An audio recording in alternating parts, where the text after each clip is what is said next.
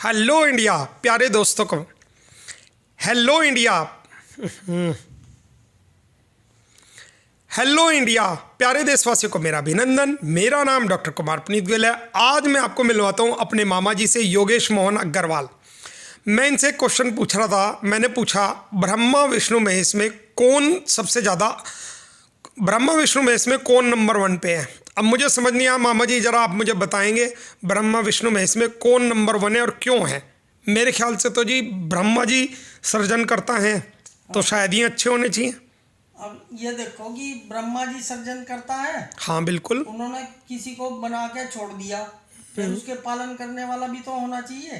तो फिर विष्णु जी हो गए। तो विष्णु जी हो गए, वो तो सही है, विष्णु जी ने पालन किया, पर महेश सबसे बड़े हैं। क्यों? संहार करता को जो है सबसे बड़ा माना गया। अरे नहीं, उसने तो मार दिया, तो वो सबसे बड़ा क्यों माना गया? अब ये देखो ना, सिकंदर महान ने सारी विश्व पे विजय करने के बाद ये सोचा कि भाई मैं जो है अमर तत्व प्राप्त कर लूं। अच्छा। तो अमर प्राप्त करने के लिए वो जंगल जंगल भटका और उसकी सेना को लेके वो अमर तत्व के पहाड़ी में चला गया। गुफा में एक जगह जहां अमृत का कटोरा रखा हुआ था, वहां तक पहुंच गया वो। जब वो अमृत का कटोरा उठा रहा था तो वहां एक जीर्ण शीर्ण अवस्था में एक कौवा पड़ा हुआ था और उसने रोका, सिकंदर मान रुको, इसे मत पीना। तो उसने उससे पूछा क्यों।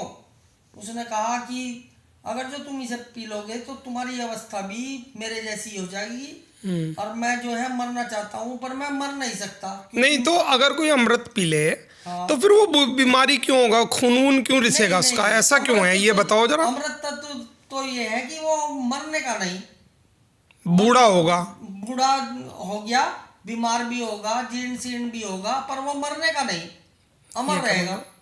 नहीं जैसे शिव जी ने अमर पिया था। हाँ। ये कहते हैं अमृत पिया उन्होंने। हाँ। मतलब तो वे तो कहीं बूढ़े नहीं हुए और कुछ नहीं हुए, ऐसा क्या है? वो तो परमात्मा है, परमात्मा तत्व है वो तो वे तो रचयिता ही है जब। अच्छा, वो एक्सेप्शन है। हाँ, तो अमर तत्व का मतलब ये है कि वो न मरने वाला।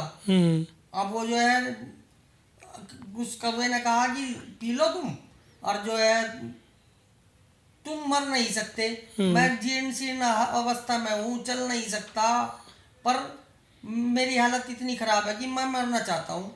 अगर जो तुम पी लोगे तो देखो मेरी जैसी हालत तुम्हारी भी हो जाएगी और तुम पीना चाहो तो पी लो। तो सिकंदर ने ये बात देखते हुए सोच में पड़ गया और उसने देखा कि भाई ये तो बहुत खराब काम है। जब मेरी ऐसी अवस्था हो जाएगी और मैं जिंदा रहूंगा और तो मैं मरना चाहूंगा और मैं मर नहीं सकता, तो इससे अच्छा तो मरना ही अच्छा है। तो इसीलिए सबसे बड़े महान संहारक हुए जो हमें मृत्यु देके नया चोला, तो नए चोले का जन्म तो मिल जाएगा हमें अगले जन्म में। नहीं तो हम यही चढ़ते रहते जीर्ण शीर्ण हालत में मरते और मरना चाहते मर नहीं सकते थे। तो इसीलिए डेथ के देवता सबसे बड़े देवता माने गए। अच्छा अच्छा। लेकिन ये जैसे कहते हैं डेथ के बाद कहाँ जाते हैं, क्या है इस पे, क्या वो है आपके विचार? मतलब क्यों, कहाँ, कैसे चले गए, क्यों चले गए, कहाँ हो गए, ये क्या है? इस बारे में कुछ आपको नॉलेज हो, कुछ बताओ। मान लीजिए जैसे कोई मर गया, आप कह रहे हैं नया चोला पहन लिया, तो कौन पहनता है, कहाँ पहनता है, उसका क्या क्राइटेरिया? कोई तो अमीर है, कोई बहुत गरीब है, कोई बिल्कुल सड़क पे है, कोई रोटी के लिए भी तरस रहा। अगर मैं पूरे मतलब वर्ल्ड वाइड देखूं तो बड़ी डिस्पैरिटी सी नज़र आती है। ऐसा है या नहीं है, या क्या है ये? मान लिया जैसे एक मेरा पूछने का सवाल ये है, आज कोई अंबानी के घर पैदा हुआ, आपने बताया वो मरेगा ज़रूर, तो वो जब मरेगा, आज तो वो अरबपति खरबपति, उसके पास पैसों की कोई कमी नहीं, करोड़ों अरबों रुपए भी खर्च कर रहा, मज़े कर रहा, इन द सेंस आज मेटेरियलिस्टिक वर्ल्ड में कहा जाता है पैसे हैं तो मज़े कर रहा। लेकिन वो मर गया और वो क्या पता किसी झुप्पड़पट्टी वाले के पैदा हो जाए फिर जाके। तो ऐसा कोई क्राइटेरिया है या नहीं है, क्या है ये, क्या थ्योरी है इसके पीछे, आपका क्या वो एक्सपीरियंस है? तो एक अनुमान ही लगाया जा सके कि ऐसा हुआ होगा। वो अनुमान यही है कि हमारे जो इस जन्म के कर्म है या पिछले जन्म के कर्म है, यही हमें अगले जन्म में हमें इंसान को इंसान बन के ही प्राप्त हो रहे हैं हमें। नहीं तो कुत्ते के अंदर भी तो आत्मा होगी, कुत्ते के बिल्ली के अंदर भी आत्मा होगी, तो ऐसा नहीं है कि वो कुत्ता बन जा। वैसे तो ये बताया गया कि इंसान इंसान बनेगा और जानवर जानवर ही बनेगा। ऐसा क्यों? ऐसा इस वजह से, मान लो एक कहानी है, बताओ। ये समझो कि एक दुष्ट व्यक्ति ने बहुत ज़्यादा पाप करे, दुराचार करा, चोरी की, तो उस चोरी करने का पाप के कारण उसे एक तो ऑप्शन रखे हैं हम कि इंसान बना दें और दूसरा ऑप्शन रखे हैं कि कुत्ता बना दें। तो दोनों को जजमेंट करेंगे कि उसे पहले कुत्ता बनने में दुख है या इंसान बनने में दुख है। पहले ये लेंगे कि हमने कुत्ता बना दिया, उसने दुराचार किया था बहुत, तो कुत्ता बन के वो एक वहाँ गया सेठ जी के पास, और वे खाना खा रहे थे और वो पूंछ हिलकता हुआ बैठ गया वहाँ, और लाला जी ने अपना जो है डंडा उठाया खाना खाने के बाद और उसका एक डंडा मारा और वो रोता हुआ कुत्ता चला गया। अगले दिन फिर खा रहे थे सेठ जी खाना वहाँ बैठ के, तो कुत्ता फिर आया पूंछ हिलकता हुआ और फिर बैठ गया कि शायद आज मुझे खाना दे दे।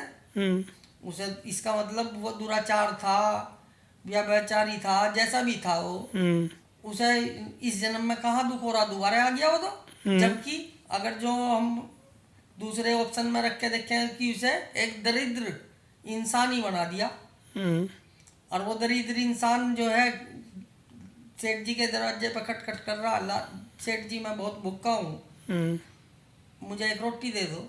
तो सेठ जी बाहर आए और उसे धमकाते हुए बोले फिर ना दिख जाए, जाना है इधर, और अब मेरी नींद खराब कर दी, मुझे बाहर आना पड़ा, फिर ना दिख जाइयो इधर।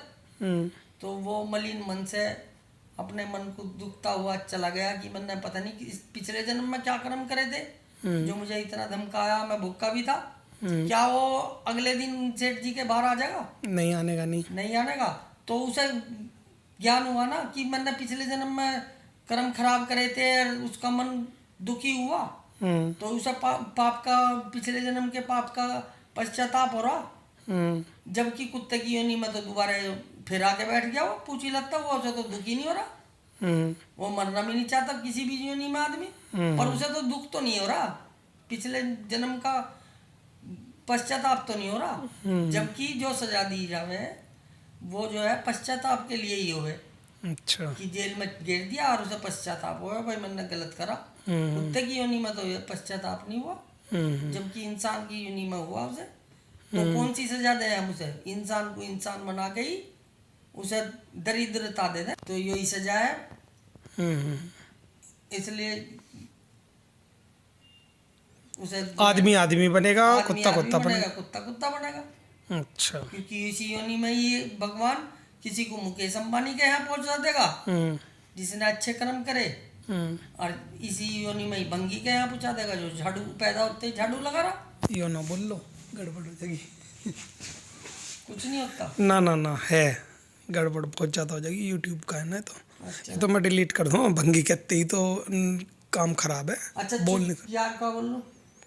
आप कुछ भी बता दो कि गरीब घर में पैदा हुआ। अब हाँ बता दो, यही बात मुकेश अंबानी के बाद पैदा, मुकेश अंबानी के घर में पैदा हुआ, एक गरीब घर में पैदा हुआ कि अपना मेहनत मजदूरी करते करते जिंदगी यापन कर रहा। तो यही अंतर है बस कर्मों का। चलो, थैंक यू वेरी मच, आपने थोड़ा सा ज्ञान दिया, और मैं चाहूँगा कि हमारे देखने वाले भी इसे देखें, और ये वीडियो अच्छी लगी है तो मैं मामा जी से और बातें पूछ के आपको भेजूँगा। और मामा जी को काफ़ी ज़्यादा नॉलेज होती है, इन्होंने एक डिजिटल मंत्र भी बताया था मुझे, तो उसके बारे में भी मैं आपको अगली वीडियो में बताऊँगा। Thank you very much. Don't forget to subscribe my channel A to Z careers. मिलते हैं कल एक नई वीडियो के साथ, तब तक के लिए बाय।